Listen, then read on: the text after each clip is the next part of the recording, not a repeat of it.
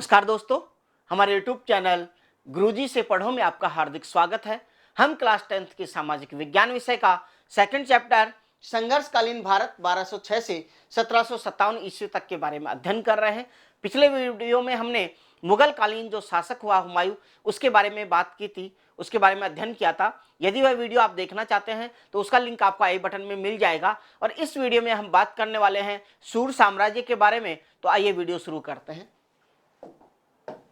सूर साम्राज्य की यदि बात करें, सबसे पहले इसके संस्थापक की, तो जो इसका संस्थापक था वो कौन था? फरीद।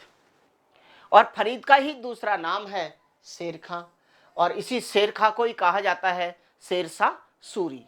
अब शेरशाह सूरी कहें या शेर खां कहें या फरीद कहें, ये था कौन, इसके बारे में थोड़ा सा अपने इंट्रोडक्शन देखें तो ये हसन खां का पुत्र था। अब बात करें हसन खां कौन था? हसन खां था जौनपुर राज्य के अंतर्गत सासाराम बिहार का क्या था? एक जमींदार था। और इसका प्रारंभ में नाम तो फरीद था, लेकिन दक्षिणी बिहार का जो शासक था कौन? बहार खां। तो बहार खां ने इसको शेर खां की उपाधि दी थी। क्यों दी? क्योंकि फरीद ने निहत्ते का मतलब इसके पास कोई हथियार नहीं है, उसके बावजूद भी क्या किया? शेर को मार डाला। खुद स्वयं क्या है? निहत्ता है, कोई हथियार नहीं है, और उसके बावजूद भी जब शेर को मार डालता है, इसलिए इसको उपाधि दी किसकी? शेर खां की। और इसी प्रकार से 1539 में जब चौसा का युद्ध हुआ, किसमें? हुमायूं और शेर खां के बीच में, तो इसमें क्या हुआ? शेर खां विजयी हो गया। जब विजय हुआ तो उसने इस विजय के उपलक्ष्य में शेरशाह की उपाधि धारण की। इस तरीके से फरीद बना शेर खां, और शेर खां से क्या बन गया? शेरशाह सूरी। अब बात करते हैं शेरशाह सूरी के साम्राज्य की। तो साम्राज्य की हम बात करें, इसने शासन किया 1540 से 1545 तक। उत्तर में इसके शासन की जो सीमा है हिमालय तक, यहां पे आप देख पा रहे हैं।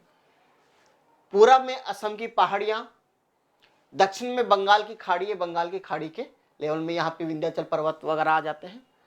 और पश्चिम में यहाँ पे कन्नौज आपके बुक में प्रिंट है, आप इसको ये कर सकते हैं, सिंध मुल्तान। सिंध मुल्तान यहाँ पे देख रहे हैं, यहाँ पे सिंध और मुल्तान जो प्रदेश है, यहां तक इसकी राज्य की सीमा है। मालवा भी शेरशाह ने जीत लिया। यह मालवा का जो प्रदेश था यहाँ पे, इसको भी क्या किया? शेरशाह ने जीत लिया था, अपने साम्राज्य में मिला लिया, मतलब ये जो प्रदेश है इसको। और 1544 ईस्वी में मालदेव को हराकर अजमेर, जोधपुर और मेवाड़ पर भी अधिकार कर लिया। कौन था मालदेव? इसके बारे में हम बात करें तो जोधपुर का जो शासक था मालदेव, उसको इसने पराजित किया। हालांकि जब युद्ध हुआ तो शेरशाह सूरी और मालदेव के बीच मध्य में जो युद्ध हुआ, उस युद्ध में शेरशाह सूरी पराजित होने वाला था, लेकिन इसने एक चाल चली। चाल क्या चली? जो मालदेव के जो सेनापति था, दो सेनापति थे, जैता और कूपा, उन दोनों के नाम से 2 लेटर लिखे, उनके खेमे में डाल दिए, और साथ ही एक लेटर कहां पे डाल दिया? मालदेव के खेमे के पास, जिससे मालदेव को लगे कि जैता और कूपा जो सेनापति है वो किससे मिल गए? शेरशाह सूरी से मिल गए। इस तरीके से इसने लेटर लिखा, जिससे क्या हुआ कि मालदेव ने अपने जो सेनापति थे उन पे अविश्वास किया कि जब मेरे सेनापति ही शेरशाह सूरी से जाके मिल गए तो मैं युद्ध कैसे जीतूंगा। इसलिए मालदेव तो वहां से युद्ध से चले जाते हैं। जैता और कूपा इसको बहुत विश्वास दिलाने का प्रयास करते हैं कि महाराज, हमने ऐसा कोई लेटर प्राप्त नहीं किया, और न ही शेरशाह सूरी को लेटर लिखा है, और न ही हम उससे मिले हुए हैं। हम हमारे राज्य के साथ हैं, आपके साथ हैं। लेकिन मालदेव को विश्वास नहीं होता, इसलिए वो चला जाता है। दोनों अंतिम समय तक लड़ते हैं और मृत्यु के घाट उतर जाते हैं। तब शेरशाह को ये समझ में आ गया कि मालदेव से यदि ये मैं कूटनीति चाल नहीं चलता तो मालदेव को युद्ध में हराना बहुत ही मुश्किल काम था। इसलिए इसने कहा था कि मैं एक मुट्ठी बाजरे के लिए हिंदुस्तान की बादशाहत खो देता, क्योंकि शासक कहाँ का है? हिंदुस्तान का, मतलब यहाँ पे दिल्ली का शासक है, और सिर्फ जोधपुर में क्या पैदा होता है? बाजरा। इसलिए इसने कहा कि मैं एक मुट्ठी बाजरे के लिए हिंदुस्तान की बादशाहत खो देता। एग्जाम में इस बार सीधा सा प्रश्न ये पूछा जा सकता है कि ये शेर शाह ने कब कहा था, कौन सी युद्ध में कहा था? तो 1544 में जो मालदेव और शेरशाह सूरी के मध्य जो युद्ध हुआ उसमें कहा था। ये एक मुट्ठी भर बाजरे के लिए मैं हिंदुस्तान की बादशाह, या ये प्रश्न हो सकता है कि ये कोटेशन किसने कहा? तो शेरशाह सूरी ने। 1545 ईस्वी में कालिंजर, जो वर्तमान में कहा है उत्तर प्रदेश में, यहाँ पे युद्ध का जब चल रहा था उसमें बारूद में क्या हो गया? विस्फोट हो गया, और उसी विस्फोट में क्या हुआ? शेर शाह की मृत्यु हो गई। इस तरीके से 1545 में, मई 1545 में क्या हो जाती है? शेर शाह की मृत्यु हो जाती है। शेर शाह के बाद इस्लाम शाह इसका उत्तराधिकारी बना, और इसने 1545 से 1553 ईस्वी तक शासन किया। शेर शाह को सुधार कार्य के लिए ही जाना जाता है। तो इसने कौन कौन से सुधार कार्य किए हैं उनकी यदि हम बात करें तो सबसे पहले बात करते हैं, 4 बड़ी सड़कों का निर्माण करवाया। इसने 4 बड़ी सड़कों का निर्माण करवाया, और पेशावर से सोनार गांव तक, जो सोनार गांव कहां पे? बंगाल में, यहां तक जो सड़क बनवाई, इसका नाम क्या था? Grand truck road. आज भी इसको ग्रांड ट्रक रोड या कहें जीटी रोड जिसको अपन बोलते हैं, इस नाम से जाना जाता है। यहाँ पे आप पेशावर देख रहे हैं, ये रेड मार्क, और इस तरीके से यहाँ पे आगरा, चुनार होता हुआ चौसा, पटना, और यहाँ पे सोनार गांव जो बंगाल है, यहाँ तक ये सड़क बनाई जिसको जीटी रोड के नाम से जाना जाता है।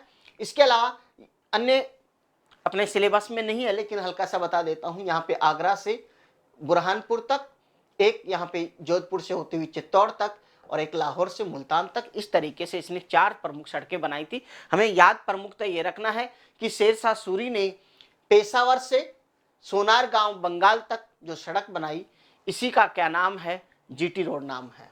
इसके आगे यदि हम बात करें, इसके अन्य कार्य, इसने मुद्रा प्रणाली में भी सुधार किया। सल्तनत काल में बात करें, जो भी मुद्रा प्रणाली चली हुई थी, बाबर क्योंकि कुछ समय ही उसको मिला, युद्धों में उलझा हुआ था, इसलिए उसने कोई प्रशासनिक व्यवस्था नहीं की, हुमायूं ने भी नहीं की। अब यहाँ पे जो नई व्यवस्था करता है, मुद्रा प्रणाली जो स्थापित करता है, वो कौन करता है? शेरशाह सूरी। इससे पहले जो भी मुद्राएं चल रही थी उन सबको बंद करता है, और इसने तांबे का 380 ग्रेन का क्या चलाया? दाम, जिसको दाम के नाम से जाना जाता था, और चांदी का 148 ग्राम का जो वेट था, और उसको किस नाम से जाना जाता था? रुपया। और फिर बाद में मुगल काल, इसकी जो ये मुद्रा प्रणाली इतनी बढ़िया थी कि पूरे मुगल काल में फिर इसकी जो मुद्रा प्रणाली है यही चलती रही। तीसरी इसकी प्रमुख सुधार की हम बात करें तो भूमि की माप और लगान की व्यवस्था। इससे पहले यहाँ पे कोई विशेष व्यवस्थाएं प्रॉपर तरीके से नहीं थी, तो भूमि की माप करके लगान की जो व्यवस्था की वो सबसे पहले किसने की? शेरशाह सूरी ने, और बहुत ही अच्छी व्यवस्था थी जिसको अकबर ने भी कंटिन्यू इसको जारी रखा। सबसे पहले बात करते हैं गल्ला बख्शी और बटाई। इसमें क्या किया जाता था? जो भी उसका खेत है या जो भी धान है उसका एक निश्चित हिस्सा बटाई कर दी जाती, जैसे 1/4 या 1/5, 1/6 जो भी है वो राज्य को कर के रूप में दे दिया जाता था। इसमें यदि हम बात करें नकद, मुक्ताई या कनकूत, ये तीनों एक ही जो तरीका है कर टैक्स का या टैक्स लेने का या कर लेने का, उसको बोलते हैं कनकूत का, मतलब कूता जाता था इसमें। इस तरीके से कि जितना बड़ा खेत है उस खेत में ये अनुमान लगाया जाता था कि इसमें कितनी फसल होगी। जैसे मान लो 50 क्विंटल होगी तो 50 क्विंटल में से भाई कितना हिस्सा देना है, कि चलो ठीक है, आपको जैसे मान लो 30% लगभग निकालते हैं तो 15 क्विंटल आपको टैक्स के रूप में जमा कराना है। इस तरीके से निकाल लिया करते थे। इसके बाद में तीसरी बात करें नकदी और जब्ती प्रणाली। इसमें क्या होता था कि जितनी भी उत्पादन हुआ है उसका वास्तविक मूल्य, इसमें क्या लिया जाता था? वास्तविक मूल्य। और इसमें केवल अनुमानित मूल्य, इसमें क्या होता था? अनुमानित,